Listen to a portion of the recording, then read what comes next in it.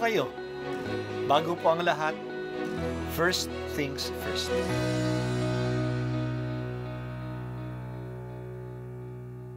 Good morning po. Sinisimulan po natin ngayon ang first things first. At dito po, tinatalakay natin sa unang bahagi ng umaga natin ay ang first readings na binabasa po sa banal na misa. Ito pong tinatalakay natin kasi madalas po kasi marami na tayong alam tungkol sa gospel readings. Pero konti po ang nagsasalita sa first readings.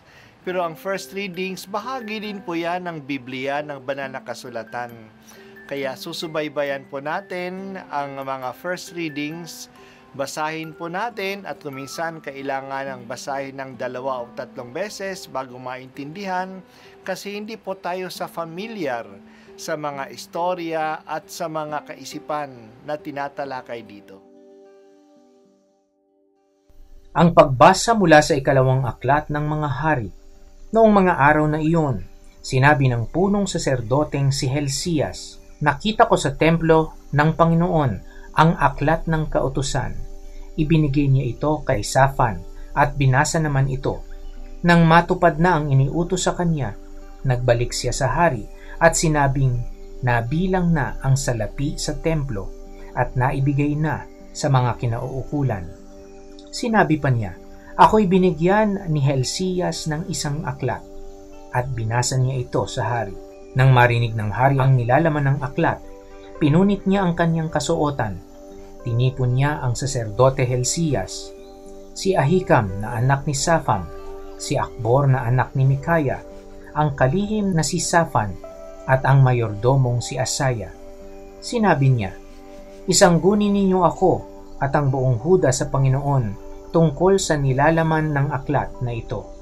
Matindi ang galit niya sa atin dahil sa pagsuway ng ating mga ninuno at sa di natin pagsunod sa mga utos na narito.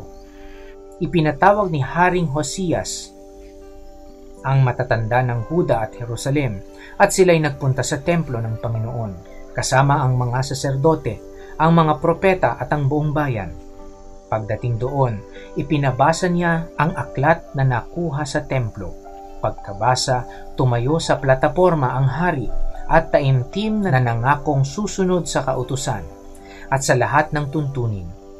Ang lahat ng naroon ay nakiisa sa hari sa pangako nito sa Panginoon. Ang salita ng Diyos. Salamat sa Diyos. Ang lahat ng mga hari sa kaharian ng Israel sa Hilaga ay tinuturing ng mga propeta na masama dahil sa paghikayat nila sa mga tao na magsamba sa Bethel at sa Dan sa halip ng Jerusalem.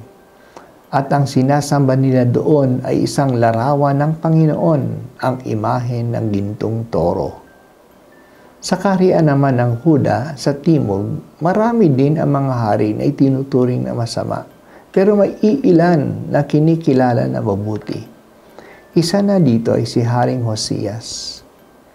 Ang haring ito ang nagsimula ng tinatawag na Deuteronomic Reform. Ang reformang ito ay itinakda ni Hosias na hindi na sasambahin si Yahweh sa anumang dambana maliban sa Jerusalem. Na centralize ang worship sa templo ng Jerusalem at natanggal ang maraming pag-aabuso sa kanilang pagsasamba. Itatapon ang lahat ng mga tao ang anumang larawan ng mga Diyos-Diyosan na mayroon sila at siseryosohin nila ang pagsunod sa mga utos ng Panginoon na matatagpuan sa aklat ng Deuteronomio. Ang naging simula ng Deuteronomic Reform ay ang pagkatuklas nila ng aklat ng Deuteronomio sa Templo sa Jerusalem. Ang templo noon ay pinaaayos ni Haring Hosias. Isang araw, habang nag-aayos sila, may nakita silang aklat na nakatago sa isang sulok. Dinala ito sa punong saserdote na si Hilcias. Noong nag-report si Hilcias sa hari, isa sa mga inulat niya ay ang pagkatagpo ng isang aklat sa templo. Nung ito ay binasa, Nagulat ang hari na marami na nakasulat dito ay hindi ginagawa ng mga tao. Kaya nagtakda siya sa lahat na mula noon ay susundin na nila ang lahat na nakasulat doon sa aklat ng Deuteronomio. Dito nagsimula ang Deuteronomic Reform. Sa pamagitan ng reformang ito, dinalisay ng hari ang relihiyon ng mga Hudyo. Marami sa mga nakasulat sa aklat ng Deuteronomio ay kanilang sinunod. Nagsimula ang pagpapanibago ng mga tao noong mas naging tapat sila sa banal na kasulatan. Hindi naman sila masisisi na hindi nila ginagawa ang banal na kasulatan kasi hindi pa nila alam ang aklat ng Deuteronomio. Nakatago ito sa templo. Ngunit noong malaman na nila ang nilalaman nito, iniutos ng hari na dapat nilang sundin ito. Sa ating panahon din, dumadating ang reform o pagpapanibago kung sineseryoso natin sundin ang salita ng Diyos. Hindi na ito nakatago sa ating panahon. Ito'y nakasulat na sa Bible. At mayroon tayo ngayong maraming Bibles na nakasali na sa maraming mga lingwahe para maintindihan ng lahat. Ang kailangan lang ay basahin natin ito at isagawa. Talaga ang salita ng Diyos ay buhay at effective. Hindi lang ito nagbibigay ng kaalaman. Nagbibigay din ito ng lakas upang magawa natin ang sinasabi nito. Kaya magpasailalim tayo sa kapangyarihan ng salita ng Diyos. At makikita natin ang pagbabago sa ating buhay at sa ating bayan. Ang first things first na ating sinusubaybayan ay isang pagsisikap na lalong ipaalam ang nilalaman ng Bible.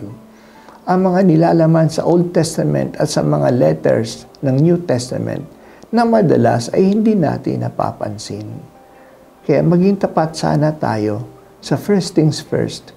At mas lalo nating ito i-introduce sa ating mga kaibigan, sa ating kamag-anak, upang sila rin ay makaalam ng salita ng Diyos at baguhin ng salita ng Diyos. Salamat, Panginoon, sa biyaya na iyong salita na nakasulat ang banal na Biblia. Tulad ni Haring Hosias, tulungan mo kaming seryosohin na alamin ang nilalaman ito at gawin ang mga ito. Hayaan mo sana kaming baguhin namin ang iyong buhay sa pamamagitan ng iyong salita.